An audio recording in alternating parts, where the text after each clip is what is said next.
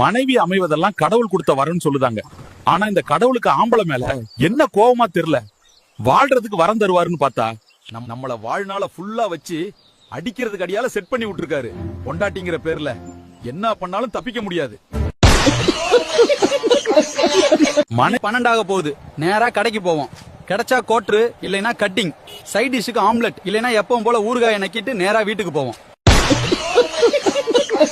மணி 12 சொன்னாரு, உழைச்சாதான்டா சோறு கிடைக்கும் அப்படின்னாரு. அப்ப குழம்பு கடைக்கு என்னப்பா பண்ணுன்னு கேட்டேன்.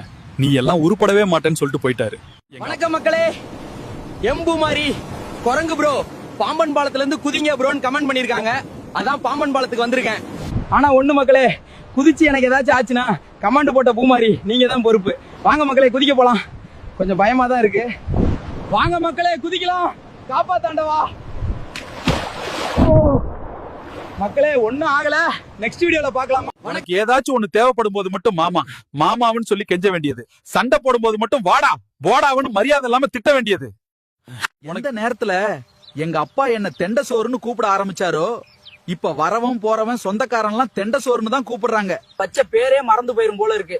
நேத்து வேற எங்க ஆயா போய் ஜோசியம் பாத்துட்டு வந்திருக்கு. அவன் வேற பங்குனிக்கு அப்புறம் பையன் வேலைக்கு போயிருவான்னு வேற சொல்லிருக்காங்க. இதெல்லாம் கேட்டதுல இருந்து எனக்கு பெரிய மன உளைச்சலாவே இருக்கு. ஒருவேளை வேலைக்கு போயிருவனோ. போன மாசம் 45 கிலோ இருந்தேன், இப்ப 50 கிலோ இருக்கேன். போட்ட இருக்க ஷர்ட் சைஸ் மாறல, பேண்ட் சைஸ் மாறல. அப்ப கண்டிப்பா நமக்கு மூளை வளர்ந்துருக்கும் போல. போன மாசம் நாளைக்கு நம்ம கல்யாண நாள் வரப்போகுது. இத்தனை வருஷமா தான் எங்கேயுமே கூட்டு போகல. இந்த வருஷமாச்சும் எங்கேயுமே போகாத இடத்துக்கு கூட்டிட்டு போ. எங்கேயுமே போகாத இடம்னா சுடுகாடுதான். பக்கத்து தெருவுல ஒரு ஆன்ட்டிய 3 நாளா காணுமா? இந்த கார்த்திக் பையலையும் 2 நாளா காணுமே. சேச்சே, அப்படி எல்லாம் இருக்காது. அப்படி இருந்தாலும் ஒரு நாள் கணக்கு இடிக்குது. ஒருவேளை இவன் மறுநாள் கிளம்பி போயிருப்பானோ? இருக்கும். இத சொன்னோம்னா நீ தான் என்னமோ பஸ் ஏத்தி விட்டது மாதிரி சொல்ற அப்படின்பாங்க. எதுக்கு வம்பு? இவருதான் மானஸ்தன். வணக்கம். மானஸ்தனா? மூஞ்சி பார்த்தா அப்படி தெரியலையே. பேரு வைக்கும் போது குப்புறப்படுத்திருந்தாரு. வச்சதுக்கு அப்புறம் தான் மூஞ்சி பாத்துருக்காங்க. மச்சான் இவ்வளவு கோவமா இருக்கிற என்னாச்சுடா? காலையில போய் அந்த கடைக்காரன்ட்ட ஒரு பீடி கேட்டா இல்லன்னு சொல்லிட்டான்டா. அது கூட பரவாயில்லடா, என்ன பார்த்து அசிங்கமா ஒரு வார்த்தை சொல்லிட்டான்டா.